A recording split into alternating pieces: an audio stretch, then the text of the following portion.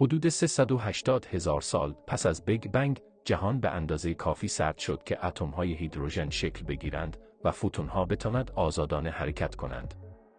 این فوتون‌ها که برای این مدت طولانی در محیط داغ و چگال ذرات زیراتمی به دام افتاده بودند، آزاد شدند. این نور باستانی همون چیزی است که امروز به صورت تابش زمینه مایکروویو کیهانی می‌شناسیم.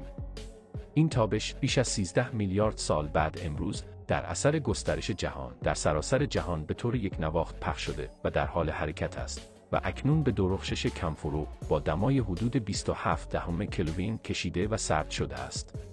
نوسانات بسیار جزئی در دمای این تابش نقشه از چگونگی توزیع ماده در جهان آغازین ارائه می‌دهد و نشان می‌دهد که نخستین کهکشان‌ها چگونه شکل گرفتند. برای محتوای علمی، دانستنی‌های جالب و رازهای طبیعت، حتما لایک و سابسکرایب نمایید.